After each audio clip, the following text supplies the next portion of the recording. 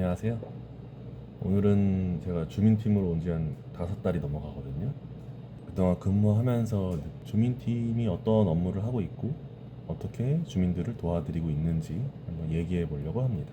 주민팀의 주요 업무에는 크게 주민등록하고 가족관계 등록으로 나뉘어져 있거든요. 주민등록에는 주민등록 등초본, 인감, 전입신고 그런 등의 의무가 있고, 가족관계 등록에는 출생, 혼인, 이혼, 사망, 가족관계 각종 증명서들, 이런 업무를 하고 있습니다. 행정복지센터 오시는 거의 대다수 주민분들이 주민 업무를 보기 위해서 오시다 보니까 보통 증명서 발급이 주 업무를 이루고 있어요. 발급 업무 외에 행정복지센터에서 근무하는 모든 직원은 뭐 비상근무라던가 마을 담당, 아니면 행사를 참여하는 등의 각종 마을 업무들이 있고, 저는 거주불명이라는 업무가 추가로 있어서 가끔 출장을 나가거나 합니다.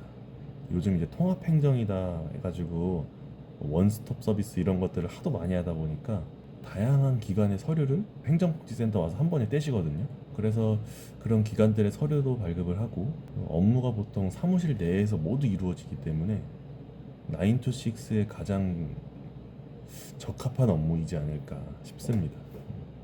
단순 반복 업무가 많고 민원인과 대면 업무가 가장 많은 업무예요. 다만 업무 특성상 보통 한 명 아니면 두 명, 아주 뭐 많으면 세 명까지 주민팀에서 근무하면서 민원 안내를 해드리고 있는데, 민원인들이 계속 오기 때문에 잠깐이라도 자리를 비우기 쉽지 않은 자리예요. 담당자들끼리 휴가를 맞추기도 해야 돼가지고 거의 항상 인력 부족이라고 생각되는 곳이 주민팀 아닐까. 또 업무 강도가 굉장히 높고 고성이나 싸움이 좀 많이 생기는 자리입니다. 그래서 보통 서류 발급이 대부분이라서 민원 서비스가 그렇게 간편화되기도 했고, 그래서 필요 서류가 그렇게 많지는 않아요. 보통 본인이 오는 경우에는 본인 신분증만 가지고 오면 뗄 수 있고요. 위임을 하시면은 위임하는 자의 신분증, 도장을 챙겨 오시면 되는데, 인감증명서 같은 경우는 미리 다 위임장을 다 작성한 상태로 오셔야 되는 점, 그 점만 숙지해 주시면 되고, 서류랑 신분증을 알맞게 챙겨 오시면 사실 별로 할 말이 없어요. 절차라는 것도 뭐 설명할 필요도 없고. 근데 간혹 신분증을 안 가져오시는 분들이 있는데, 신분증 없이는 발급이 안 되니까 꼭 신분증 가져와 주시기 바라고요. 핸드폰으로 사진 찍은 것도 되냐 그러는데 당연히 안 되는 거죠. 주민번호를 알려주신다고 해도 발급이 어렵다는 점 좀 참고해 주셨으면 좋겠습니다. 저희가 하는 일이 대부분 여기서부터 시작을 합니다.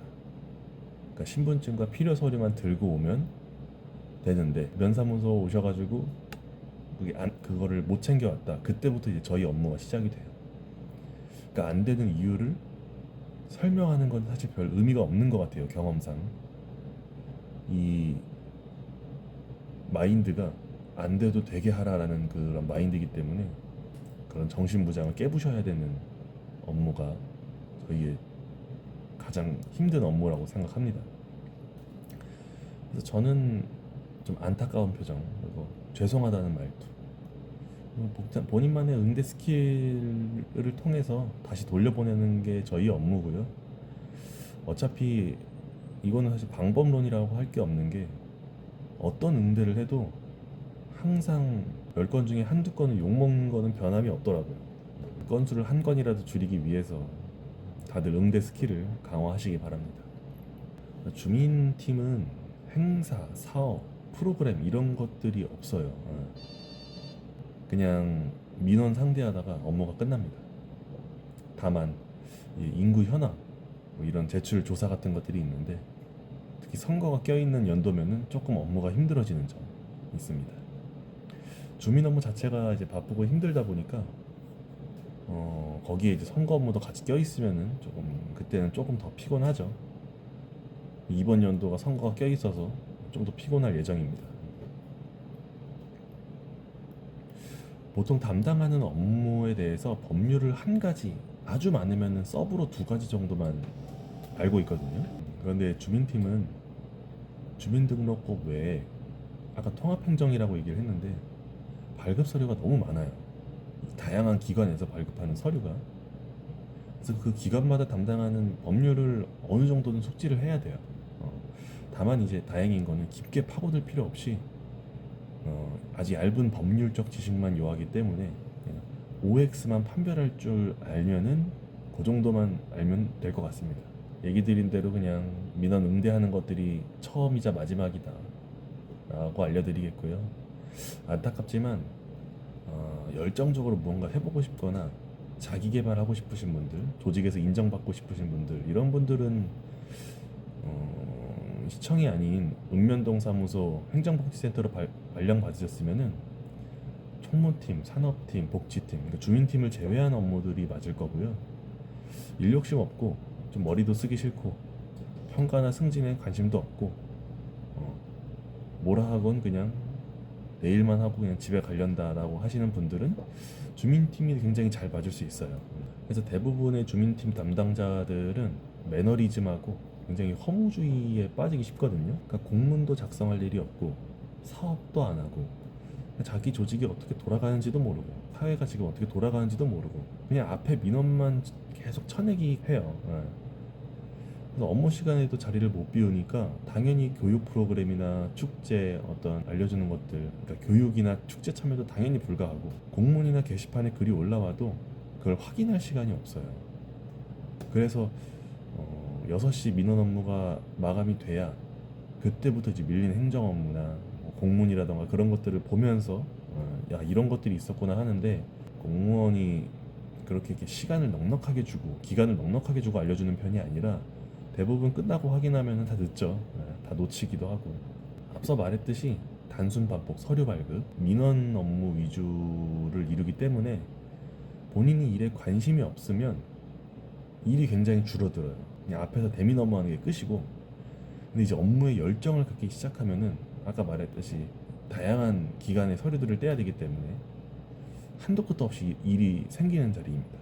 보통 이런 어려운 상황에 이제 공무원들이 직면을 하면 결국에는 열정도 좀 사라지고 공무원 생활에 좀 회의감을 많이 느끼기 쉬워지는 것 같아요. 근데 항상 이제 어쨌든 어딜 가든 길은 항상 있는 법이기 때문에 그냥 본인이 뭔가 하고 싶다면은 그거를 만들어내면 사실은 가능하거든요. 원래 이제 사업이란 게 결국 목적과 대상에 효율적인 어떤 부합하는 방법을 기획하는 것이라고 생각이 드는데, 그래서 저의 경우를 예로 들면 주민팀에서 이게 5달 근무했잖아요. 근무하면서 이제 많은 민원인들을 보는데 그분들이 얘기한 이제 불편했던 점, 뭐 잘 모르는 내용들, 그런 거를 그냥 말로만 그냥 앞에서만 대면으로 듣다 보면은 나도 바빠 죽겠는데 행동으로 움직일 마음의 여유가 없거든요.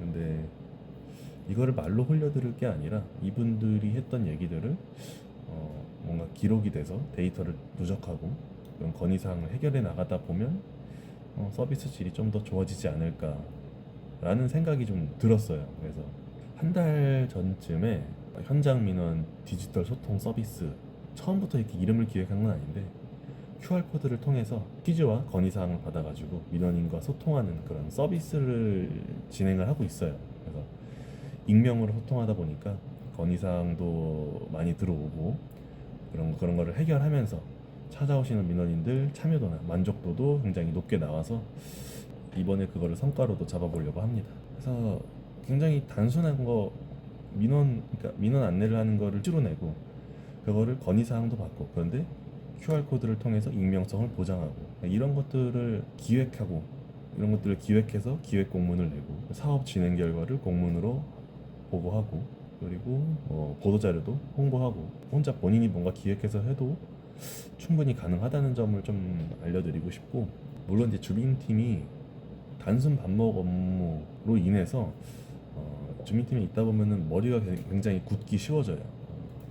저도 이제 근무하다가 위기감을 한두 번 느낀 게 아니에요. 그래서 다만 어디서든 하고자 하는 마음만 있으면 못할 것이 없다 라고 생각이 들고, 물론 여기는 그런 마음이 들어도 보상이 1도 없다. 다만 어쨌든 그런 매너리즘에 빠지지 않기 위해서 본인의 의지와 어떤 열정을 가지고 일을 하신다면은 분명 그래도 나름 좋은 성과가 있을 거라고 생각을 합니다. 무엇보다 이제 가장 추천드리는 거는 어떤 그런 열정이나 의지가 있으면 빨리 주민팀을 벗어나서 다른 업무를 하는 게 본인에게 훨씬 더 도움이 많이 될 거라고 생각합니다. 이 자리가 업무 스트레스가 굉장히 높지만 그 업무를 퇴근 이후까지 끌고 가지는 않아요. 근데 그게 가장 큰 장점이라고 생각을 하거든요. 그래서 민원인이 다 가고 업무를 딱 6시 마감을 하고 나면 그 외에 업무에 대한 뭐 스케줄 관리 이런 것들이 필요가 없어요. 그래서 저는 총무팀에 있다가 주민팀에 오니까 그게 확실히 더 느껴지는데, 총무팀에는 퇴근하고 집에 가서도 내일은 뭘 하고 이번 주에는 뭘 하고 다음 달에는 뭘 하고 최소한 이번 분기에는 어떻게 뭐를 목표로 잡아야겠다, 뭘 해야겠다 라는 것들을 항상 생각을 하고 움직였는데, 주민팀에서는 한 번도 내일 뭐 하지라는 생각을 해본 적이 없어요. 또 좋은 점은 9 to 6입니다. 근데 이것도 사실 좋다고 하지 못하는 게, 사실 대부분 6시면은 다들 퇴근을 하세요. 굳이 주민팀만 6시 딱 됐다고 퇴근하는 게 아니기 때문에 이거를 주민팀만의 이점이라고 할 수 있을까라는 생각이 들긴 하는데, 어쨌든 그래도 가장 근접하다는 점, 이거는 제 개인적인 장점이에요. 제가 성향이 좀 INTP이기도 하고 혼자 그냥 조용히 있는 것을 좀 추구하기 때문에 주민팀은 면사무소에서 혼자 좀 떨어져 나오는 그런 느낌을 받거든요. 그러니까 사업도 없고 뭐 다른 부서하고 연계되는 일도 크게 없다 보니까 이런 그 주민팀 민원 창구에 있어가지고 그냥 그 창구만 왔다 갔다 출근하는 느낌? 그러니까 다른 팀이 뭘 하는지, 우리 면에서 뭘 하고 있는지 이런 것들을 개인적으로 주민팀 업무를 하면서 뭘 알아도 상관없고 몰라도 문제없는, 업무하는데 지장이 전혀 없다 보니까 저는 이게 가장 좋더라고요. 주민팀이 일상적으로 어떤 업무를 하는지 좀 간단히 한번 소개를 해봤는데요. 원래 이제 생각하다 보면 장점보다는 단점이 굉장히 많이 생각이 나잖아요. 그러다 보니까 이것저것 얘기를 했는데, 그냥 조용히 본인 업무만 하고 사람을 상대하는데 안 좋은 말을 듣는데 크게 기분이 좌지우지 되지 않는다, 그런 성향이 맞다, 이런 분들은 주민팀에 오셔도 저는 좋을 것 같다고 생각을 합니다.